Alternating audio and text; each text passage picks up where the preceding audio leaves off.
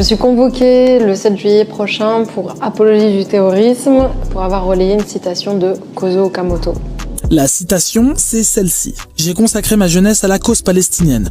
Tant qu'il y aura oppression, la résistance ne sera pas seulement un droit, mais un devoir. » Kozo Okamoto est un ancien membre de l'armée rouge japonaise condamné à la prison à perpétuité pour avoir été l'un des auteurs de l'attaque de l'aéroport de Lod en Israël le 30 mai 1972 qui a fait 26 morts. Une semaine après ce tweet, Rima Hassan avait été placée en garde à vue dans la procédure de flagrant délit pour apologie du terrorisme et donc poursuivie. L'eurodéputé LFI devra s'expliquer devant le tribunal correctionnel de Paris le 7 juillet prochain. Ce tweet, c'est un retweet en fait d'un post plutôt biographique sur Kozo Okamoto, qui était un membre de l'armée rouge japonaise. Et c'était plutôt une citation qui faisait référence à la résistance, à la philosophie de la résistance. J'ai fait l'objet de 16 procédures au total, 16 plaintes. 13 ont été classées, 3 sont toujours en cours.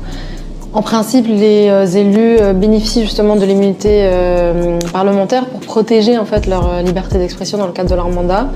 Mais j'ai décidé, me concernant, d'aller à toutes les convocations. Et donc la garde à vue, elle s'est passée dans ce contexte. C'est d'abord un signalement du préfet, qui est sous autorité du ministère de l'Intérieur, et une deuxième plainte qui a été faite par un député de l'extrême droite. Alors d'abord, effectivement, il y a un contournement de l'immunité parlementaire à travers cette procédure de flagrant délit.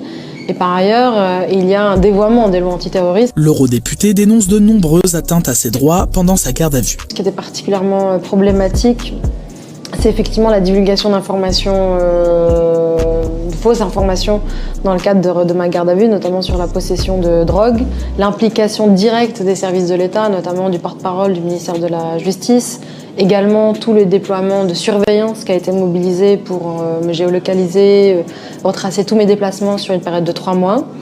Et tout ça en violation bien sûr d'abord du secret de l'enquête et puis ensuite en totale contradiction avec ce que devrait être un état de droit. Selon elle, cette affaire s'inscrit dans une volonté de faire taire les soutiens à la Palestine. Cet acharnement, il est double, je dirais. Il est d'abord adressé contre une opposante politique et deuxièmement, effectivement, il cible toutes celles et ceux qui soutiennent la Palestine et la répression, on le voit, s'accentue partout. Les procédures pour apologie du terrorisme explosent. Pour rappel, depuis le 7 octobre 2023, plus de 350 personnes ont été condamnées pour apologie du terrorisme en France. Certaines enquêtes visent des militants politiques, associatifs ou syndicaux engagés pour la cause palestinienne qui dénoncent une instrumentalisation de la